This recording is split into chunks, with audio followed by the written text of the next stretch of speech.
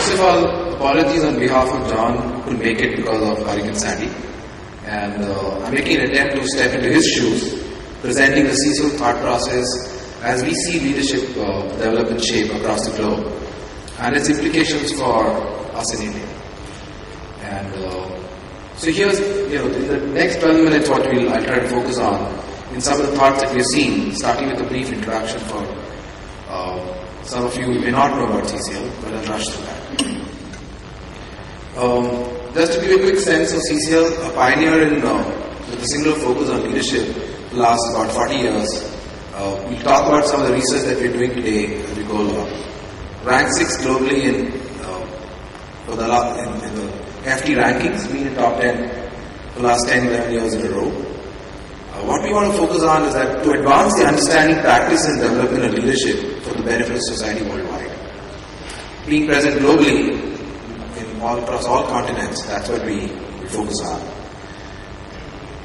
Our research that we do is not academic, it's applied. What we generate as ideas needs to come back to create impact for the organizations we work with, societal organizations, government organizations, or any other kinds. Been in India since 2009 as a top entity, serving clients since 2005, and some of you may know that we've been doing research in India since 2006. So that's a quick backdrop. Multiple locations across the globe, 3 campuses in the US, 2 in EMEA, including Russia, 1 in Addis Ababa, Delhi and Singapore, the APAC offices with China starting in about 3 months. Just want to highlight a couple of research projects that we have done. The first 2 books also have contributions from India. The first book is actually based on Indian research, and we can talk about that later. For today's session, let me start from this slide that talks the fundamental philosophy that started CCL. Many of you may have known of Smith Richardson, the guy who made Rachel Burrow famous, made it a global product. What many people don't know is he used to talk about leadership as importance way back in 1940s. So in many ways, the pioneering spirit of CCL comes from our founder.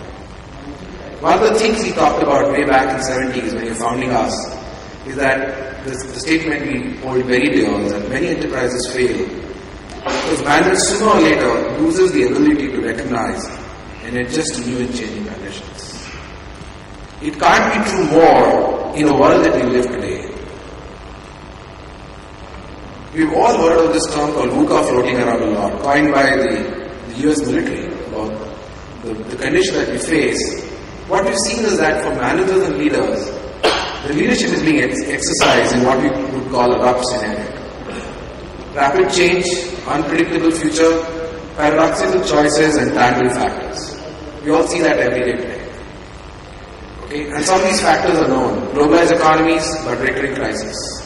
Rapid market growth, customer patterns are changing. What used to be good yesterday is no longer good today. Changing demographics. Employee patterns are changing, the customer patterns are changing.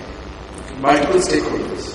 In India, things like regulatory upheaval, which is seeing change every 6 months.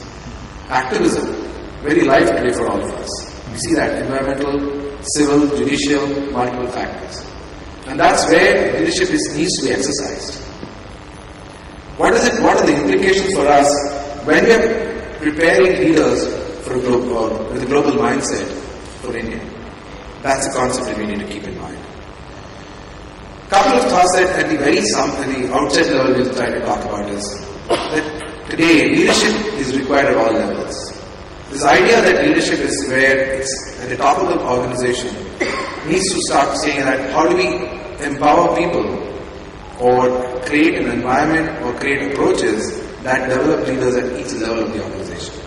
Some ways we talked about is the leadership pipeline, but the larger level is how we prepare each person at each level to exercise and demonstrate leadership.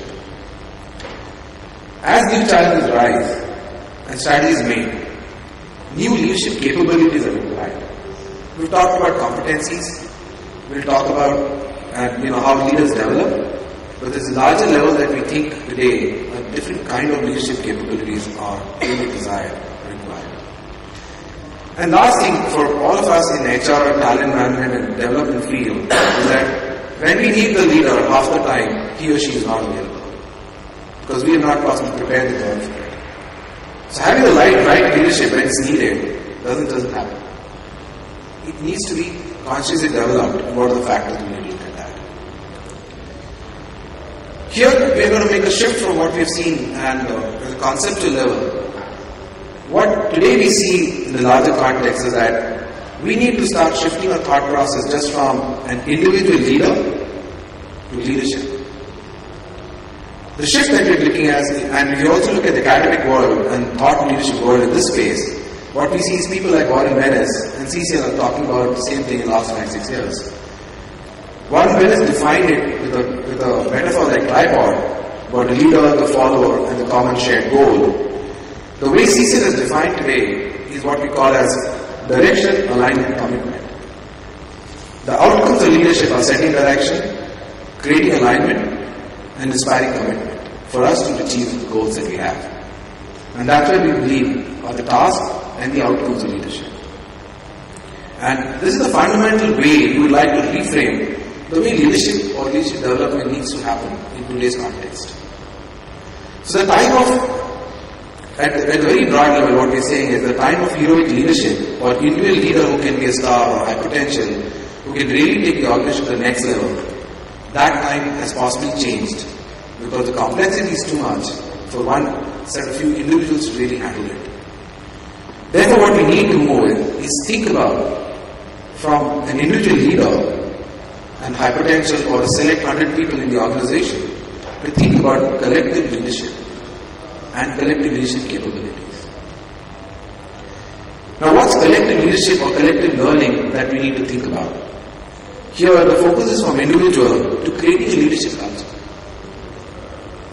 And also, the second is from looking at workshops and delivery approaches to start looking at can we create learning opportunities and leadership development within the strategy and the performance parameters of the organization. Can we create in situ learning opportunities for the organization? Now, we all know of these terms, and I'm sure some of our colleagues would talk about it more as we go along, is about how do we develop individual leaders by using a 70-20-10 philosophy. An enduring philosophy that came out from CCL's research way back in the 80s.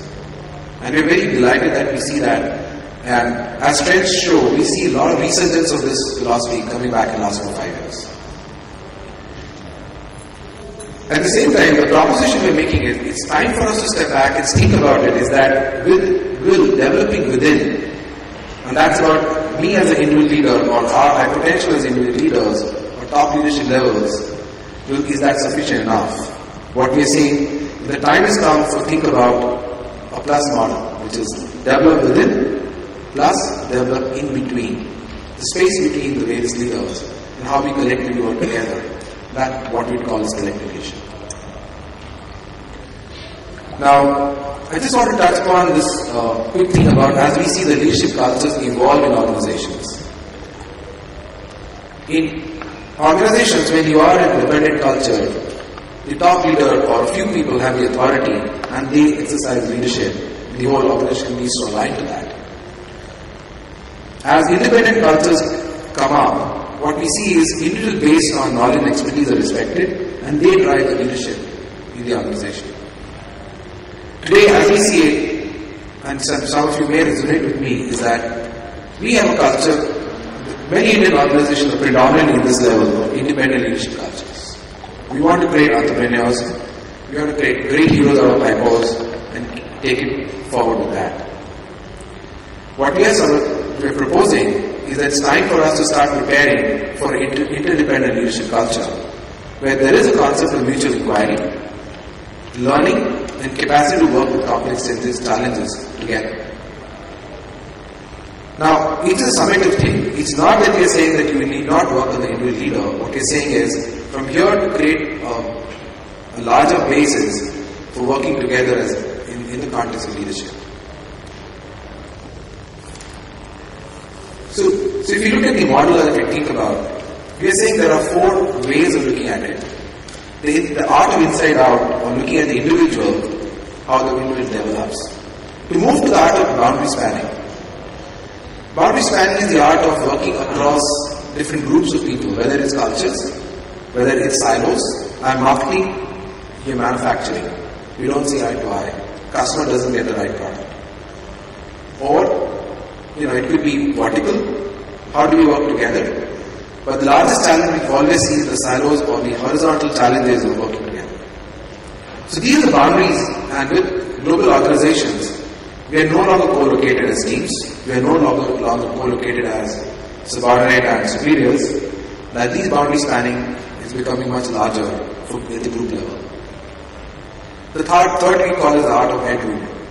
How does the organization, when it's thinking of innovation or creating a differentiated approach, as Ramesh was talking about, how do we think about it collectively at the leadership level? How do you raise the game to the next level? It's about working together and saying, when you're thinking strategy for the organizations, can we allow free ideas to flow? Can we challenge each other or be open about doing that? To really create the space for us to take the big leap that we talk about. And lastly, at the societal level, we all know today, and the more and more it's becoming apparent, that whether the civil society or the environment or regulation or anything else, there are stakeholders which are going beyond the organization that we cannot but recognize and start working with together in a different way. And that's where the art of dialogue is required. Collective dialogue or creating space for dialogue for us to really engage in that. So these are what we would believe is, when you are looking at collective leadership capabilities, these are 4 factors or ways that we need to start looking at as we go forward. On the process side, what we'd say is that one of the starting points is it demands attention, engagement, and top management. We all know that's not going to be easy. Okay. It requires public learning. And public learning means, one, trusting ourselves and our people and our team members to openly talk about it, be at risk, be vulnerable, willingness to risk and learn with each other, tolerance for inquiry rather than advocacy. We're so dominant today in advocating our point of view, is to step back and say, okay, let's find out what the other's view is. And what then there's a possibility that I don't have the right answer and there are potential for multiple right answers. Okay? And it's not only cognitive planning, but emotion, identity, personal awareness, transformation happens through this journey. Okay? It's a mix of logic, art, head and heart. And this is a process that's not going to be easy. If I can just talk about 2 CEOs who talked about it, Kone, a client of ours, and IBM, we all know about what he said is, I came to see in my decade at IBM that culture isn't just one aspect of the game, it is the game. And a CEO trying to make this transformation saying, before we started doing this work, our team didn't know how to have collaborative conversation. That's the reality. In summary, what we are saying is, from CC's perspective, is that it's time for us to start thinking from leader to leadership. Think about new leadership capabilities in this world, which is highly unpredictable. There's rapid change, tangled factors and paradoxical choices. From the individual to the collective. And make this journey from insider development to public learning.